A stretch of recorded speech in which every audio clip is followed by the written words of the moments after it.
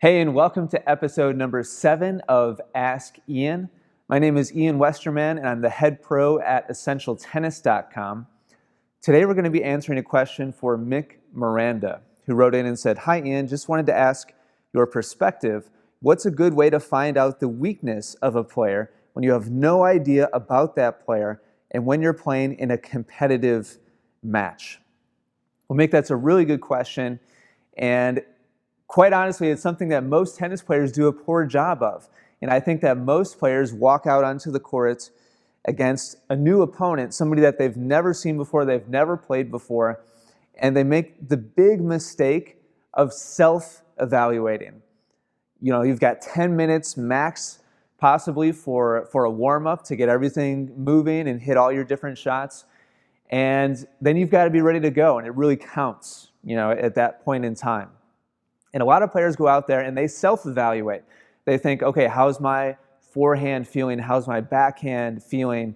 Last time I played, my volleys weren't that great. Let's see how that's doing. And by the time the warm-up is over, all they've done is pay attention to themselves, and they have no clear picture of what their opponent is good or bad at. And that's a huge mistake. I mean, quite honestly, you should be walking out onto that match court already knowing what you're bringing to the table. Hopefully you've hit, once or twice a couple of days before that match, and so you have a really good picture already of what you can expect. And it won't always be exactly what you thought, but you're going to ballpark. You're going to know what's going to feel comfortable, relatively speaking, what your biggest weakness is going to be, relatively speaking. You're not going to be completely off on that. Your opponent, on the other hand, you have no information about. And so you need to gather that information as quickly and effectively as possible so that once that first serve is hit, you already have a little bit of a game plan. So what should you watch for? During the warm-up, this is crucial. You need to pay close attention to what they avoid. And this starts off with the ground strokes. Typically, a match warm-up will begin with a baseline rally back and forth. Probably the best tip I've ever heard on this is, I remember reading this when I was in high school, and I was reading Winning Ugly by Brad Gilbert, and he made the suggestion, when you're squaring off for a practice rally on the baseline with your opponent, just feed it right down the middle. Feed it directly at him or her and see which way they turn. Do they shift to their left to hit a forehand, or do they shift to their right to hit a backhand? And that's going to give you immediate intelligence on what they prefer. Maybe you feed a little bit to their left and they move way out of their way to hit a forehand. And so you should be paying very, very close attention to those kinds of things, because it'll give you immediate feedback on what they're probably going to prefer or not prefer during the match. Other things to look out for: do they take volleys? A lot of times in a singles match, your opponent won't even come up to the net.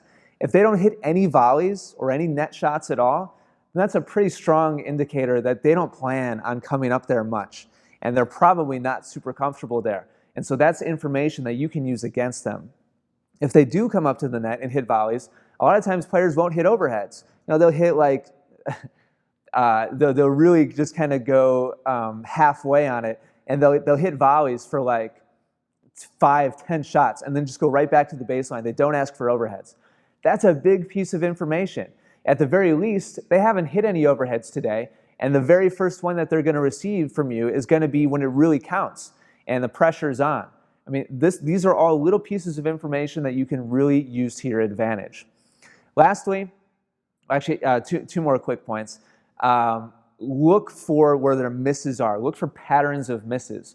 When you hit to their backhand and they have to move a little bit to their backhand side, do they miss into the net? Or they tend to kind of catch it a little late and they tend to miss wide down the line. And they have a really hard time getting it cross court. Or maybe on their forehand, they never hit the net, but they tend to miss long. And they're kind of overhitting over and over again. Those types of patterns are priceless because they can immediately help you to kind of paint a picture in your mind of what you can do strategically to make them uncomfortable. And that should be the goal of any game plan, is to get your opponent off balance, make them uncomfortable, and give you the upper hand consistently so that you can come out on top as often as possible. The last thing I'll say is just simply that very often what you see in the warm-up changes a little bit when it really counts. And maybe you'll see, they don't practice their volleys at all, and all their backhands, they're missing into the net.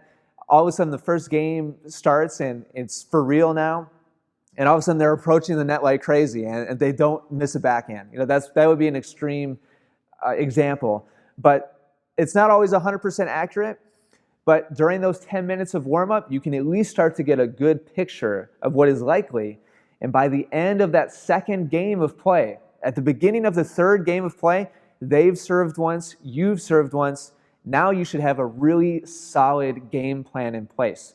It doesn't mean that you shouldn't probably make some small adjustments along the way, but now you should have a solid idea of what it's going to take to win during that day's particular match. So, Mick, hopefully that's really helpful to you. If you're watching right now on YouTube and you enjoyed this video and my answer to Mick, do me a favor and click like. Also subscribe to the Essential Tennis YouTube channel here on YouTube, again, if you happen to be watching on YouTube.